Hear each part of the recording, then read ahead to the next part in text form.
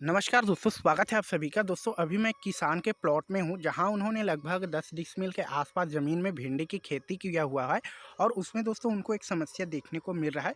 चलिए उस समस्या के विषय पर चर्चा कर लेते हैं। वो समस्या है दोस्तों, ये देख सकते हैं, पौधे कुछ इस तरीके से मुरझा जा रहे हैं। और पौधे मुरझा जा रहे हैं वो तो ठीक है दोस्तों, लेकिन इसमें सभी काम होने के बाद पौधे मुरझा रहे हैं। मतलब कहने का मतलब ये है, इसमें निंदाई हो गया, गुड़ाई हो गया और सभी प्रकार के जो काम है वो होने के बाद दोस्तों पौधे मुरझा के मर जा रहे हैं। अर्थात फल देने के समय में दोस्तों जो पौधे हैं वो मुरझा जा रहे हैं। ऐसे में जो ये किसान है बहुत ही हताश और उदास है और उसका लगभग देखा जाए तो 50 से 60% कुछ इसी तरीके से समस्या से ग्रसित है। तो इसी के विषय पर चर्चा करेंगे, आखिर ये क्यों आता है और बाकी इसका जो निवारण अभी तक तो देखा जाए तो ऐसा हमें देखने को नहीं मिला है। चलिए इनके कारण के विषय पर हम चर्चा कर लेते हैं, किस तरीके से आया है। ये जो पौधे आप देख रहे हैं दोस्तों, ये लगभग मैच्योर पौधा है, जस्ट इसमें कुछ दिन बाद फूल आने ही वाले थे। तो ये जो इसी साइज में मरने शुरू हुए। ये पौधे जब छोटे थे दोस्तों, जब इनमें 2 से 3 पत्ते थे, तब पौधे नहीं मर रहे थे। और अभी पौधा दोस्तों फल फूल देने की उम्र में ही ये मर जा रहे हैं। ऐसे में बहुत ज़्यादा नुकसान किसान को देखने को मिल रहा है। और बहुत से जो होम गार्डनर है या फिर किचन गार्डनर है, देखे तो वो भी अपने घरों में भिंडी के प्लांट लगाए रहते हैं और उनको भी ये समस्या देखने को मिलती है। तो इस समस्या के विषय में बात करें दोस्तों, तो जो लोकल के किसान हैं, जो लोकल के रहने वाले हैं, उनका मानना ये है कि यदि किसी भी खेत में यदि आप धान नहीं लगाते हैं और ठंड के मौसम में भिंडी को लगाते हैं, तो वो पूरी तरीके से दोस्तों इसी तरीके से मर जाते हैं। लगभग 90% भिंडी दोस्तों पूछ इसी तरीके से नष्ट हो जाते हैं यदि आप धान नहीं लगाते हैं, डायरेक्ट भिंडी लगा देते हैं ठंड के मौसम में। तो लोकल के किसानों का दोस्तों यही मानना होता है कि यदि आप धान के बाद भिंडी नहीं लगाते हैं तो इस समस्या से ग्रसित हो जाते हैं।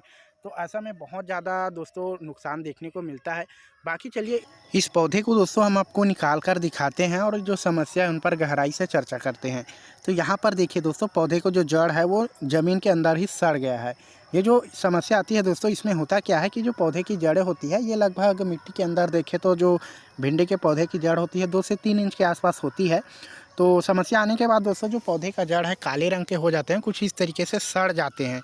सड़ने के बाद दोस्तों पौधे की जो जड़ नष्ट हो जाती है, ऐसे में पौधे सूखने लग जाते हैं। इसमें दोस्तों देखा जाए तो तना छेद वगैरह नहीं होता, इसमें डायरेक्ट जड़ सड़ जाते हैं। और एक होता है दोस्तों तना छेद, उसमें तने पे दोस्तों कीड़े लग जाते हैं, इसके कारण होता है। लेकिन दोस्तों ये पौधे की जो जड़ है वो सड़ने के कारण मरते हैं। तो ये समस्या बहुत ही विकराल होता है, जो कि तना छेद की अपेक्षा बहुत ज़्यादा देखा जाए तो विकराल होता है, क्योंकि इसमें डायरेक्ट पौधा नष्ट होता है दोस्तों, उसमें तने नष्ट होते हैं।